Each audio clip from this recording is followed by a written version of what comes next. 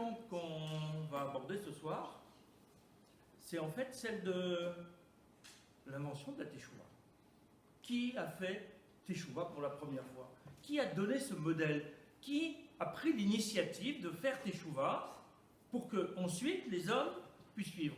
Parce que on n'est pas au clair au niveau de la halakha. Est-ce que la Teshuvah est une mitzvah pour le Rambam, pour Maïmonide? Ce n'est pas le cas, c'est un grand principe, c'est une valeur essentielle, mais il n'y a pas de mitzvah directement parce qu'il n'y a pas d'injonction de faire Teshuvah. Mais c'est plutôt cette démarche de si on s'égare, on s'éloigne, alors on nous dit qu'on peut revenir. Mais ce n'est pas compté pour Maïmonide dans les 613 mitzvot. Pour le Ramban, Nachmanide, ça fait bien partie des 613 mitzvot. Donc il y a bien là quelque chose qui est flou et on va essayer d'explorer un petit peu comment cette démarche s'est instituée. Si on regarde dans le Midrash, on trouve dans le Pirkei de Rabbi Eliezer, comme on va le voir, chapitre 20, que c'est Adam Arishon qui est le premier à entrer dans une démarche de Teshuvah. Si on regarde dans la Gemara, à Avodah Zarah, on nous parle de tout à fait autre chose, bien plus tard. On nous parle, pas du tout, même pas Abraham, on nous parle de la génération du Vaudor, des Bnei Israël au moment du Vaudor, au moment de l'épisode du Vaudor, pour le collectif. Et pour l'individu, on nous parle de David Amelech, qui seraient les deux groupes, les deux personnes, les deux entités, qui auraient ouvert à tout le monde la possibilité de Teshuvah. Donc on va essayer de comprendre, d'abord pourquoi la Gemara ne nous parle pas de Adam Arishon, et ensuite, c'est quoi cette ouverture et comment ça a pu se faire. Posons d'abord le cadre de la Teshuvah de manière claire, pour savoir clairement de quoi on parle. Vous le savez, il y a des étapes. Première étape, essentielle, ressentir le besoin. C'est-à-dire avoir le sentiment que par notre comportement, on est loin d'Akadosh Baruch Hu, que notre égarement nous a éloignés de lui. À partir de ce moment-là, on regrette ce qui nous a éloignés et on va essayer de faire marche arrière, de revenir dans une situation de proximité. Donc c'est vraiment cette prise de conscience que la transgression a une conséquence. Cette conséquence, c'est l'éloignement d'Akadosh Baruch Hu. De regretter ce comportement et d'essayer de revenir à une situation antérieure avant cette transgression. C'est aussi l'arrêt de la faute, bien évidemment, c'est essentiel. Mais là, on est juste dans le moteur, ce qui va nous amener à faire la Teshuvah. La première action de Teshuvah, d'après Maïmonide d'ailleurs, c'est le vidoui. La reconnaissance verbale des fautes qui nous ont amenés loin d'Akadosh Baruch Hu. Cette reconnaissance verbale qui se fait quotidiennement par les Tachanounim nécessite, pour une démarche de Teshuvah, un énoncé de la faute.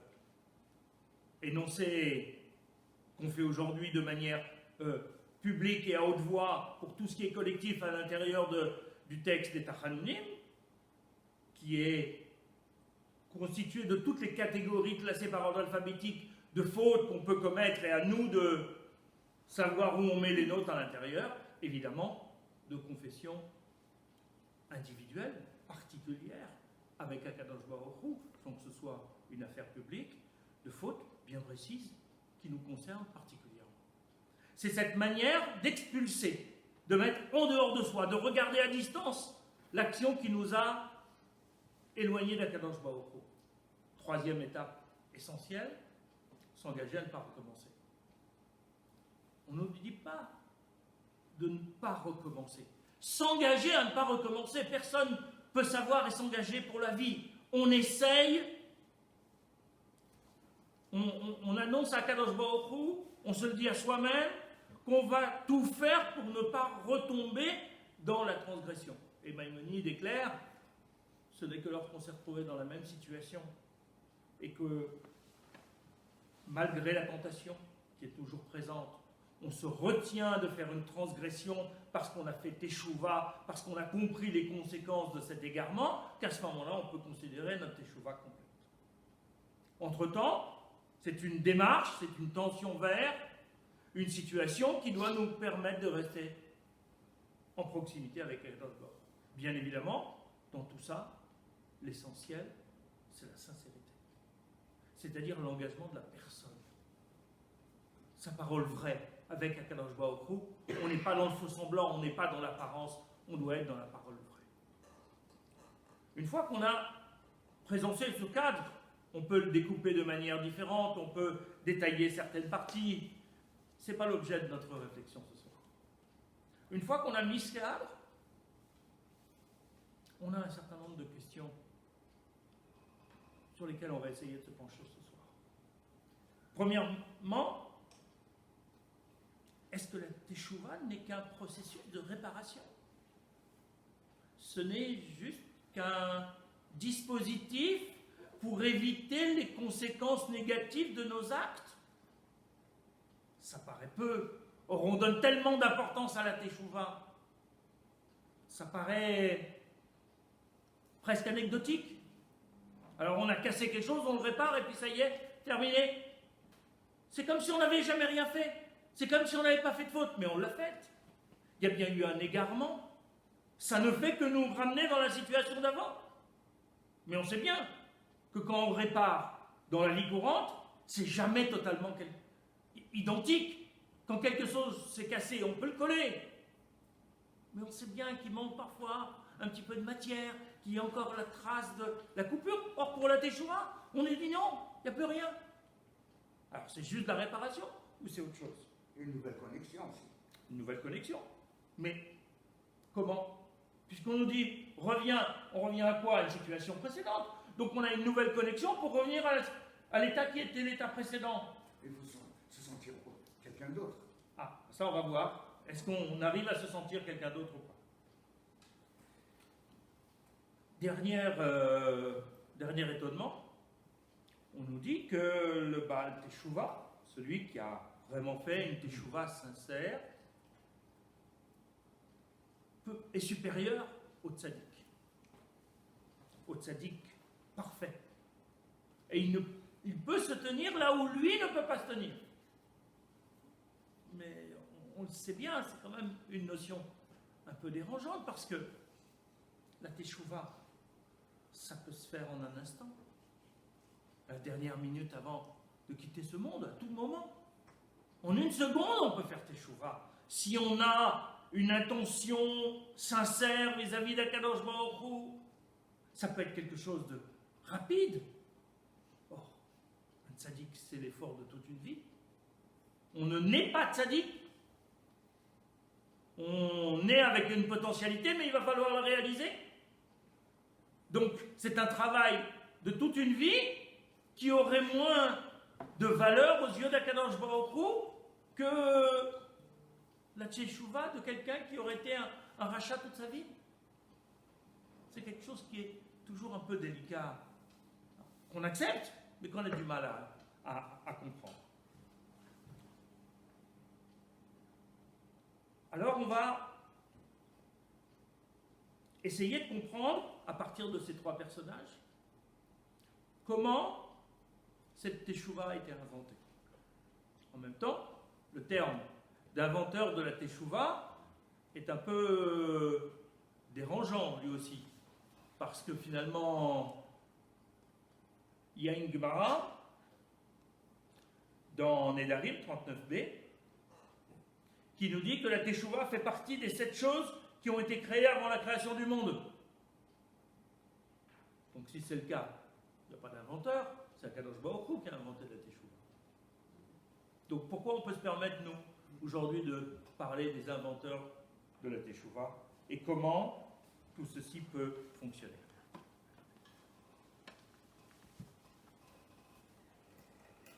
Première personne. Adam Arishon. Le texte, c'est celui du Pirkei de Rabbi Eliezer. Je vous le rappelle, Adam Arishon mange du fruit qui lui était interdit et se retrouve à l'extérieur du Gan Eden. Et le texte du Midrash nous dit, le lendemain du Shabbat, puisque donc c'était le vendredi soir, le lendemain du Shabbat, Adam pénétra dans les eaux du haut Gihon jusqu'à ce qu'elles atteignent la hauteur de son cou. Et pendant 7 semaines, il jeûna jusqu'à ce que son corps devienne semblable à une sorte d'algue. Il dit au Saint béni soit-il, souverain de tous les mondes, de grâce, pardonne la faute dont je suis responsable et accueille mon repentir. Alors toutes les générations apprendront qu'il y a un repentir. Que fit le Saint béni soit-il? Il étendit sa main droite, pardonna à Adam sa faute et accueillit son repentir.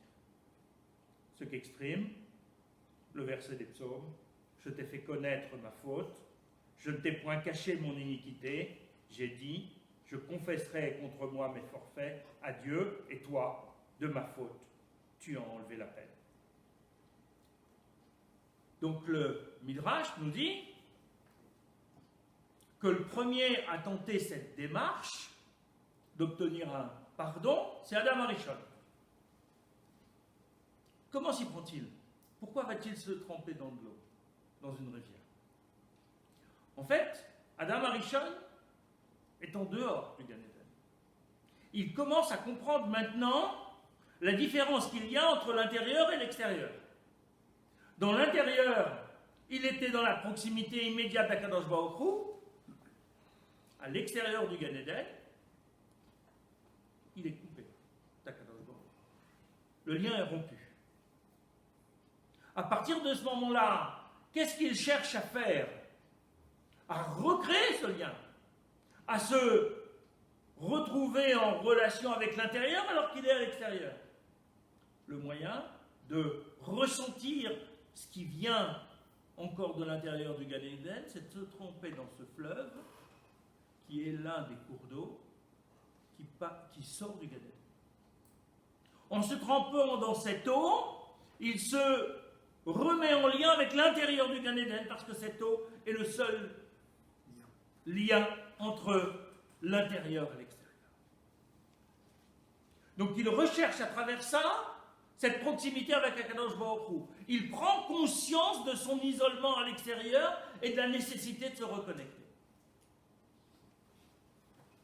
Il va y rester, il s'y trempe pratiquement complètement jusqu'au cou.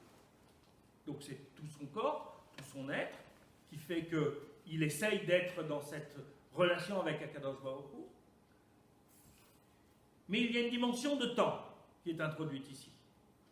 Puisque le Midrash nous parle de 7 semaines. 7 semaines, ça vous fait bien évidemment écho aux 7 semaines entre Pessah et Shavuot. C'est 49 jours. En fait, ces 7 semaines qu'évoque le Midrash sont là parce que c'est le temps qui est nécessaire pour changer de nature. Entre Pessah et Shavuot, les Bnei Israël qui sortent d'Égypte vont offrir, on le fait ensuite au moment du temps, vont offrir de l'orge. À Shavuot, on offre du blé. L'orge, c'est l'aliment des animaux. Le blé, c'est l'aliment des hommes. C'est le temps qui est nécessaire, cette fois une semaine symbolique de la création du monde, pour transformer un individu d'un mode à un autre.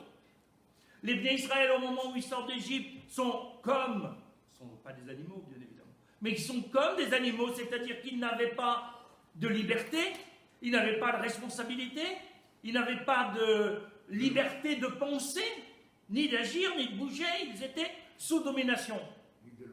Ni de loi. Ils vont acquérir, 7 semaines après, au moment du Matan Torah, la liberté d'être un peuple, la liberté de mouvement et une loi, une existence et une responsabilité en tant qu'homme.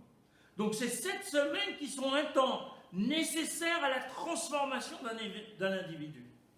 Pour Adam Arishon, c'est l'invention de l'humain. Lorsqu'il est dans le Gan Eden, il n'est pas comme un humain. Le jardin d'Éden, il est là, offert à lui. La relation avec Akadosh Baruch Hu, elle va de soi, il est dans la Kedusha permanente, il n'a pas de tentation, il n'a rien. Il n'a pas de liberté, il n'a pas de responsabilité. Il est comme un humain, mais pas encore complètement dans le statut d'humain. Il faut ce temps pour qu'il puisse lui aussi se transformer, prendre conscience pleinement de sa situation et de ce qui est la cause de son éloignement. Il reste à jeûner pendant cette semaine. Évidemment, c'est une approche métaphorique dans le Midrash. On ne se pose pas la question, est-ce qu'il a vraiment jeûné ou pas jeûné pendant cette semaine? C'est le concept de prendre conscience que l'origine de la faute chez l'humain, c'est son origine matérielle, c'est son corps. C'est son corps lorsque son corps est devenu comme une algue, c'est-à-dire est réduit à sa plus simple expression, qui n'a plus de tentation. À ce moment-là, il est prêt à faire la teshuva, il est prêt à se rapprocher de la Kadosh Baruch Hu, parce qu'il a annihilé ses tentations. Donc lorsqu'on reprend la maîtrise de son corps, de ses désirs, de ses pulsions, alors là on est susceptible d'être dans la proximité avec Akadosh Baruch Hu parce qu'on a allégé le poids de notre matérialité. Ça, ces trois éléments qu'on vient de voir dans l'histoire de Adam Arishon par rapport au Midrash, c'est juste la première partie de la Teshuvah. La prise de conscience que je suis dehors, que j'ai envie, que je regrette, donc j'ai envie de me reconnecter, que je sais pourquoi j'ai fauté. Cette prise de conscience, elle est essentielle. Si je ne sais pas pourquoi j'ai fauté, je ne vais pas pouvoir m'engager. Ou mon engagement n'aura pas de sens, il ne va servir à rien. Puisque je n'ai pas pris conscience de ce qui est la cause de ma faute. C'est-à-dire mes tentations, mon désir, mon envie matérielle, etc. Je vais recommencer. J'aurais fait simplement une teshuva en surface, mais pas en profondeur. Le deuxième élément, c'est le vidouille. Et là, Adam Arishon dit clairement, je reconnais que j'ai fauté. J'ai conscience. Souverain de tous les mondes, de grâce pardonne la faute dont je suis responsable et accueille mon repentir. C'est le vidouille, proprement dit dans cette formule pré-sidour que nous avons. C'est cette notion, j'ai conscience, je reconnais, j'ai bien fait une faute et je te demande pardon. Accepte de me reconnecter. Que fait Akadosh Baruch Hu face à notre désir? Il tend la main droite, nous dit le Midrash. La droite, c'est le chesed par rapport à la gauche, qui est la gvura, le din. Donc c'est la main de la générosité. Tendre la main pour Akadosh Baruch Hu, main virtuelle bien évidemment, mais c'est dire, je reprends ma relation de partenariat avec toi.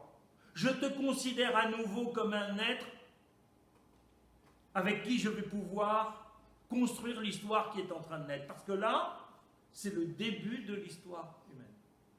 Adam Arishon a pris conscience qu'il a un corps qui peut l'entraîner dans la faute. Mais qu'en même temps, il peut avoir un désir profond, inspiré par son âme, de le reconnecter avec Akadosh Baruch Hu. Et s'il s'engage dans cette démarche, à ce moment-là, Akadosh Baruch Hu est son vrai partenaire. Et ensemble, ils vont construire l'histoire de l'humanité. Ce qui se passe ici, c'est qu'en fait, l'homme prend conscience à travers la teshuva des données du libre arbitre. Le libre arbitre, c'est être responsable de ses actes. C'est-à-dire qu'on peut ponctuellement avoir envie de réparer ce qu'on avait mal fait. C'est cohérent. C'est la teshuva de base qui est essentielle et qui est présentée ici. Mais si c'est le cas, alors pourquoi la Gemara ne s'arrête pas là, évoque le cas de Adam Arishon et dit, ben voilà, c'est ça, le début de la teshuva. Premier homme, ça va bien, il englobe tout le monde. C'est un bon modèle, c'est bien construit. Mais si la teshuva avait été acceptée. Elle a été acceptée, ça ne veut pas dire qu'il est rentré dans le Gan Eden. Bah ah oui, voilà. et ça Donc c'est autre c'est pour chose. ça qu'on ne le compte pas. Non, Parce que s'il ne rentre pas dans le Gan Eden, c'est parce que Akadosh Baruch Hu ne veut pas un homme du type Gan Eden, il veut un homme de l'extérieur qui va construire son cheminement responsable en choisissant d'aller dans le Gan Eden. Adam Arishon n'a pas choisi. Il a été pris par Akadosh Baruch Hu, il a été mis dans le Gan Eden. Il n'y a pas de choix, il n'y a pas de libre arbitre. Ce n'est pas un individu qui est maître de son être et de sa pensée et de ses actes. Il est dans une telle proximité avec Akadosh Baruch Hu qu'il y a une fusion entre la volonté de Dieu et la volonté de l'homme. C'est parce qu'il goûte de ce fruit qu'il va créer la possibilité réelle du libre arbitre et qu'il a un autre homme. Donc il lui dit oui, tu vas revenir au Gan Eden, mais pas maintenant. Tu vas revenir au bout du processus humain qui fait que tous les hommes que tu représentes dans ton être vont être capables de choisir la voie du Gan Eden. Lorsque les hommes seront capables de choisir le partenariat avec Akadosh Baruch Hu, alors on est dans l'époque messianique et on est revenu au Gan Eden. Donc tu vas revenir. La porte n'est pas fermée. Mais simplement, il faut que tu construises ton itinéraire. Donc on a quand même là, il ne lui tient pas rigueur. Il accepte le partenariat. Il l'attendait. Ce qui intéresse Akadosh Baruch Hu, c'est l'homme du dehors du Gan Eden, c'est pas l'homme du Gan Eden. S'il l'a mis au Gan Eden avant qu'il sorte, c'est parce que l'homme doit savoir ce qu'il doit trouver, ce qu'il doit rechercher. Si on n'a pas le goût du Gan Eden, on ne peut pas le rechercher. Donc Akadosh Baruch Hu fait goûter à l'humanité ce que c'est que le Gan Eden. Il lui donne la possibilité de sortir du Gan Eden, mais de revenir, en sachant ce qu'il doit trouver tout au long de sa vie, et y arriver au bout de son itinéraire, individuel comme de son itinéraire au niveau de l'ensemble de l'humanité. Il faut qu'il fasse la démarche pour revenir. Oui, c'est la démarche pour revenir, c'est pas la Teshuvah. La démarche pour revenir au Gan Eden, pas la Teshuvah individuelle, c'est une Teshuvah collective, c'est-à-dire que en accomplissant l'ensemble des mitzvot, il se met en condition de pouvoir revenir au Gan Eden. L'ensemble des mitzvot, c'est construire ce chemin de partenariat avec Akadosh Baruch Hu, donc de transformation de l'humain pour revenir au Gan Eden. Donc c'est pas juste la Teshuvah individuelle, collective par rapport à nos fautes insignifiantes par rapport à Akadosh Baruch Hu, c'est l'ensemble de l'humanité qui doit revenir, puisque la dame représente l'ensemble de l'humanité, c'est pas juste un individu qui doit revenir. Donc regardons maintenant les deux autres inventeurs, en quelque sorte, de la Teshuvah, qui sont évoqués par la Gemara d'Avodah Zarah, 4b, qui commence par nous parler des Bnei Israël. Rabbi Yoshua ben Levi a dit, Israël, écoutez bien le texte, Israël n'a fabriqué le veau d'or que pour ouvrir la voie aux repentis. Car il est dit, dans le Deutéronome, dans Dvarim, oh, s'ils avaient toujours ce même cœur pour me craindre. Qu'est-ce qu'on est en train de nous dire? On est en train de nous dire que ces hommes du Matan Torah n'étaient pas en capacité, a priori, de faire le veau d'or. Pourquoi? Parce qu'ils sont d'une telle élévation, telle proximité avec Akadosh Baruch Hu, ils viennent d'entendre Akadosh Baruch Hu au pied du Sinaï. Les Aseret HaDibrot. Ils sont dans une telle élévation qu'il ne peut pas y avoir de faute, il ne peut pas y avoir de transgression.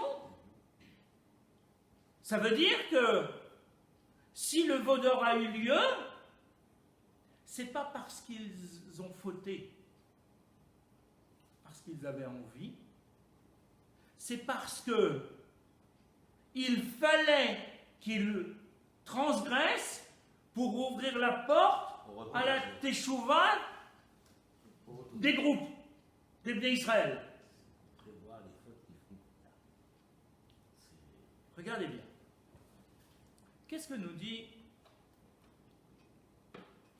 le commentaire de Rashi?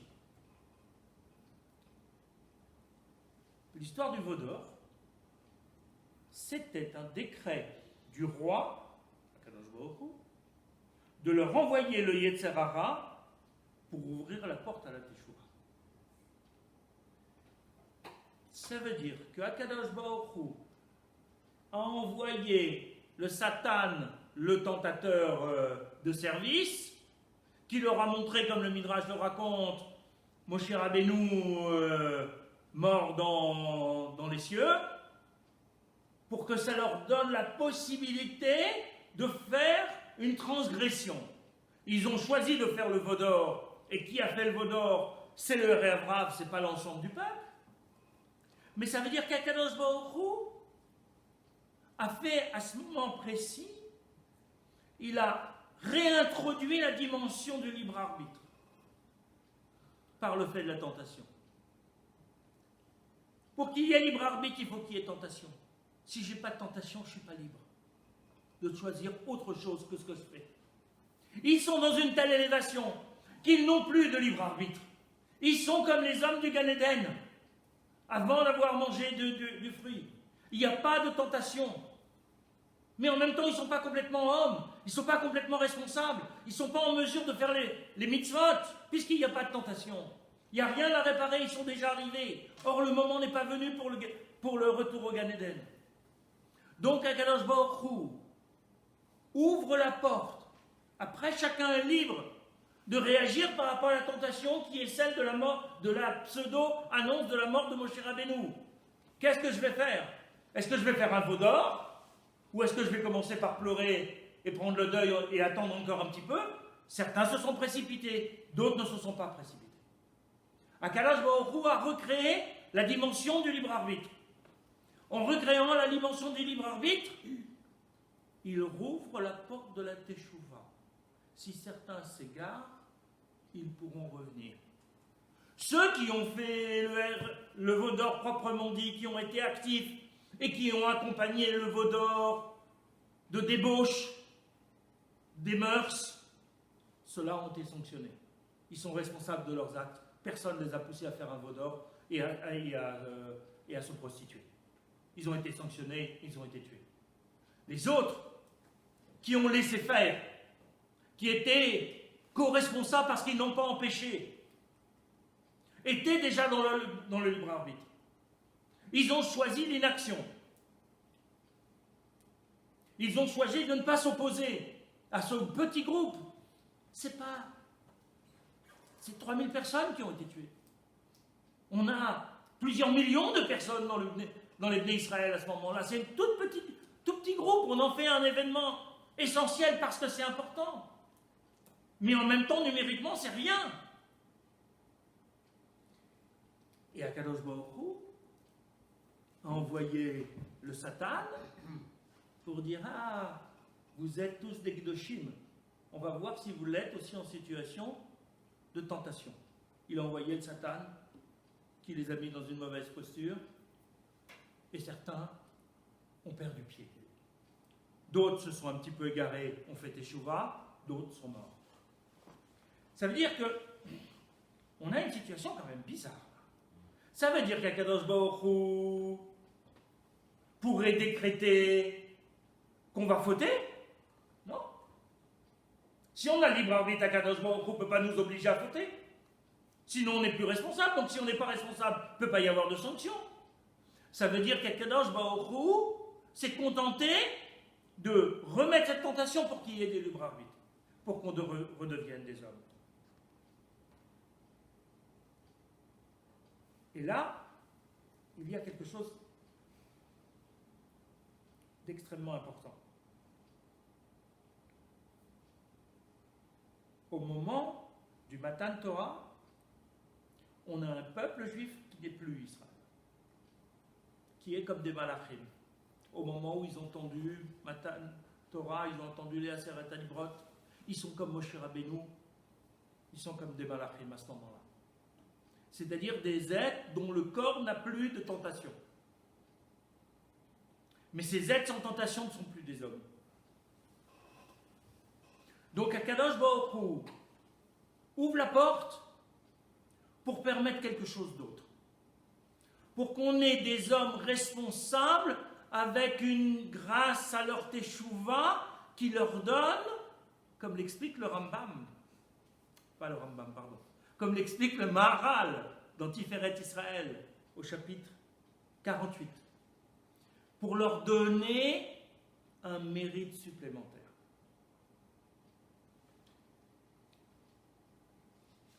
Regardons avant d'aller plus loin. Regardons l'histoire de David Améler. La même chose. Le Maharal nous dit clairement, David Améler est tellement proche partenaire d'Akadosh Baruch Hu qu'il n'aurait pas dû fauter.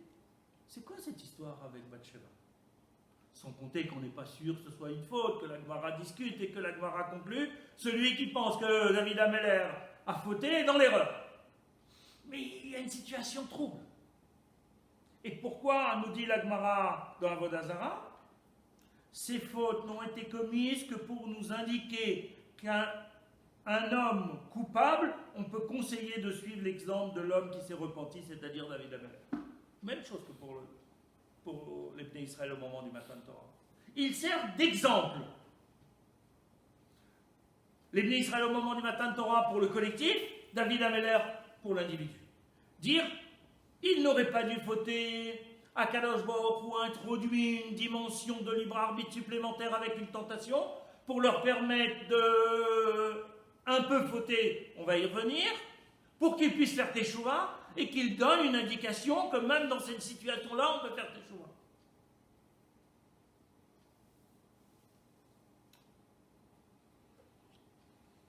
Mais il y a quelque chose qui est gênant dans cette histoire.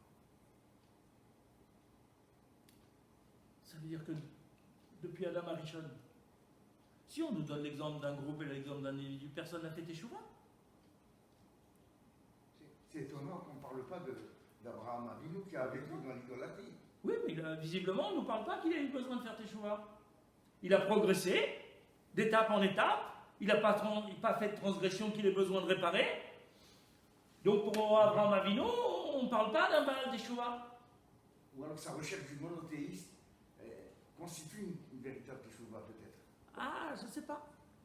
Je ne sais pas, parce que pour Abraham Avinu, depuis la petite enfance, il n'a rien à réparer. Il découvre des choses qu'il admet, qui sont en opposition avec le monde dans lequel il vit, mais il n'y a pas de teshuva. Il n'a jamais été idolâtre. Il a toujours été dubitatif par rapport à l'idolâtrie. Donc il n'y a pas de teshuva. Mais en même temps, il y a certainement des hommes qui ont fait teshuva. Entre-temps, ce n'est pas pensable qu'il n'y ait pas eu de teshuva. Surtout entre Adam Arishon et l'Égypte. Ouais. Ça fait quand même Une sacrée période. À propos de David Améler, oui. Il est dit dans le deuxième livre de Shmuel, chapitre 23, verset 1, Neum David ben Yishai, ou Neum à Gever ou Kam Al. Parole de David, fils de Yishai, parole de l'homme haut placé. Pour la Gemara, il faut comprendre ce texte de la manière suivante. Au lieu de l'homme haut placé, il faut comprendre de l'homme qui a mis Hakim ou Kam, Hakim, Ol, le joug du repentir. En fait, on vient nous dire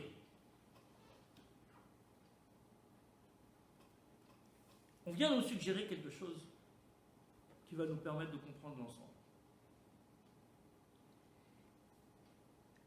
David Améler vient révéler le potentiel de la teshuva. Il ne vient pas révéler la teshuva en elle-même, mais il vient nous révéler que la teshuva, en plus de réparer l'individu qui a fait une erreur et qui revient à son point d'origine, elle permet une élévation supplémentaire. Parce que la prise de conscience provoquée par le travail de teshuva, il est supérieur à ce qu'on pensait avant.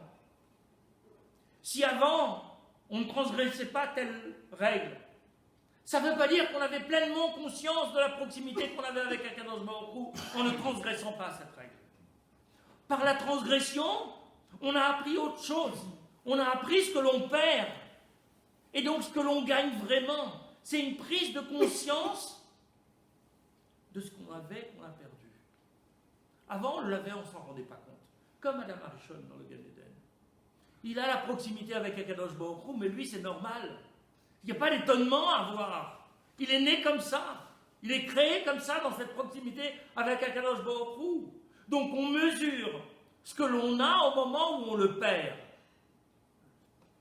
Et quand est-ce qu'on prend conscience qu'on l'a perdu? Au moment où on est dans une démarche de Teshuvah.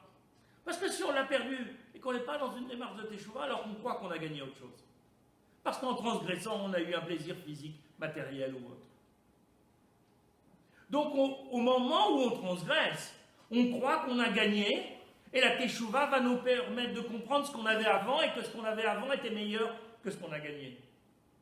Donc il y a là un enrichissement de l'individu.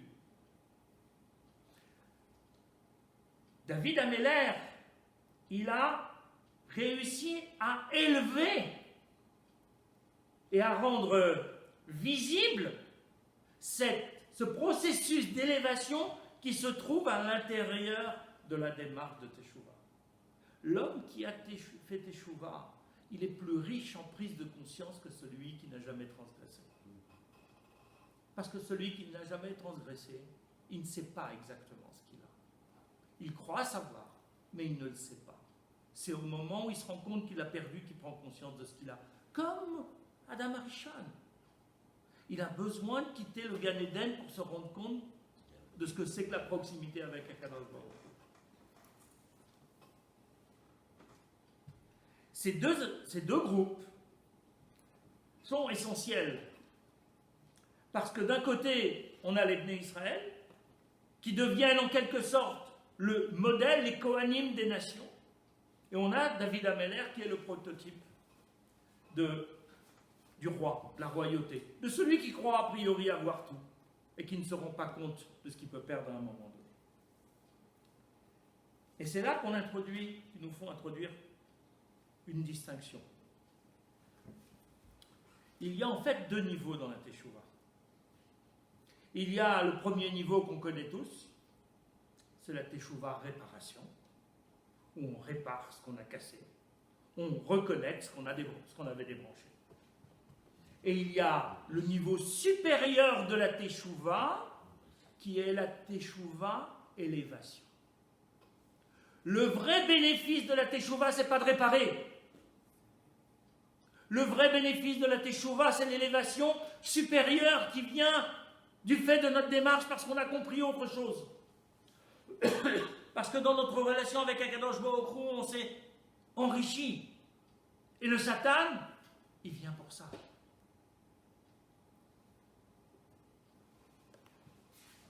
Le Satan, il fait partie de notre dispositif d'élévation.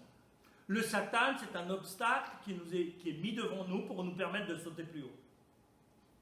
Si on n'a pas d'obstacle, on ne saute pas. On met un obstacle, on saute et on se rend compte qu'on est capable de sauter. Et que la fois d'après, on sautera encore plus haut. Donc, cette ouverture, ce que fait Akadosh Baruch Hu, c'est pas qu'il va rabaisser les Bnei Israël. Il va les élever grâce à la conscience de l'élévation qu'ils vont avoir au moment du Hegel, au moment du Vaudor. Donc il faut comprendre la Teshuvah comme idéalement un processus d'élévation de l'individu, pas un processus de réparation, pas uniquement un processus de réparation. Bien sûr, il y a réparation, mais quand est-ce que la réparation est la plus efficace? Lorsqu'elle est capable de nous élever. Sinon, on est retourné au point d'avant. On n'a pas progressé. On n'a pas profité de l'opportunité pour faire un pas de plus. Et c'est ça qui est le défi véritable qu'Akadosh Baruch Hu nous propose. Akadosh Baruch Hu, en rétablissant le libre arbitre des hommes, il veut leur faire gagner en responsabilité. Si je ne suis pas responsable, je ne suis pas méritant. Si je deviens responsable, je deviens méritant. Qu'est-ce que nous dit la Gemara dans ce cas? Plus l'homme est grand, plus son Yetzer est grand. De quoi on nous parle? Si l'homme est grand, alors il devrait avoir maîtrisé son Yetzer Hara, son mauvais penchant. Mais s'il l'a maîtrisé, il ne peut plus progresser, puisqu'on ne progresse qu'en surmontant des difficultés. Si le Yetzer Hara du tzaddik était faible, il n'a plus de mérite. Il est tzaddik, ça veut dire quoi? Ça veut dire qu'il fait toutes les mitzvot de la Torah. Mais ce n'est pas une fin en soi. Ça, c'est un moyen pour être en relation de proximité avec Akadosh Baruch Hu. C'est-à-dire, toutes les mitzvot de la Torah, elles sont là pour nous transformer de l'intérieur, transformer notre corps, transformer notre âme, pour que l'ensemble ne soit que spiritualité consacrée au service d'Akadosh Baruch Hu, parce que c'est ça qui nous permet la grande proximité avec Akadosh Baruch Hu. L'exemple de Moshe Rabbeinu.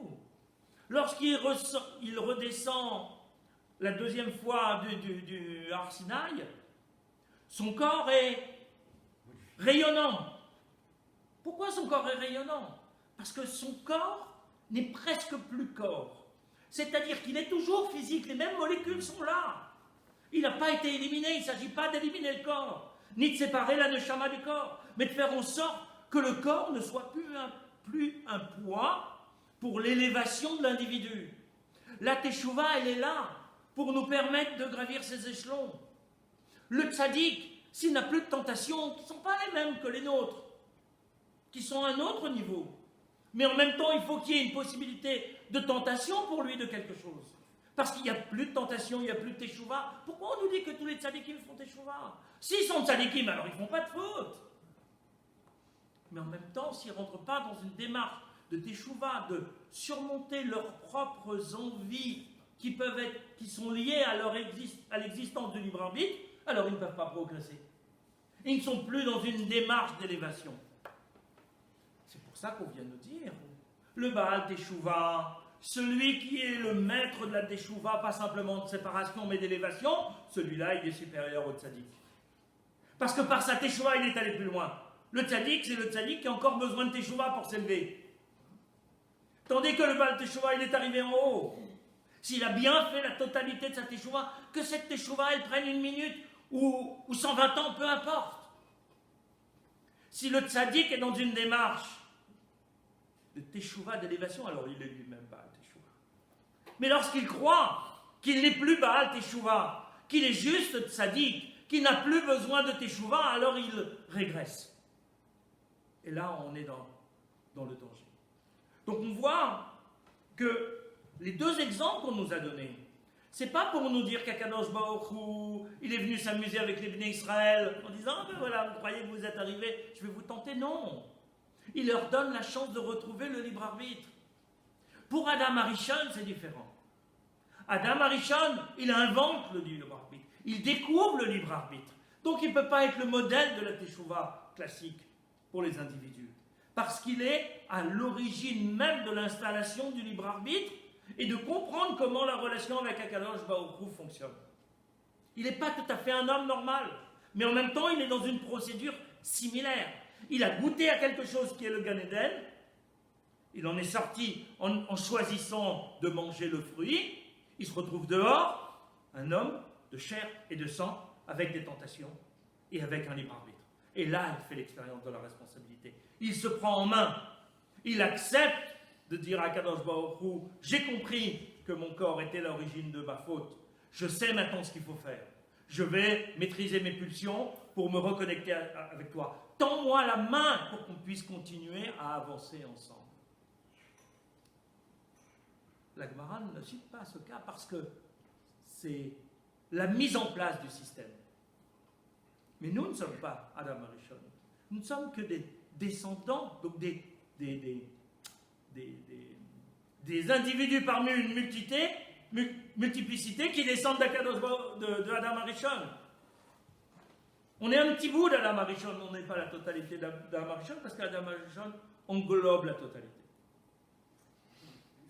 On a là, juste une minute parce que je vais conclure.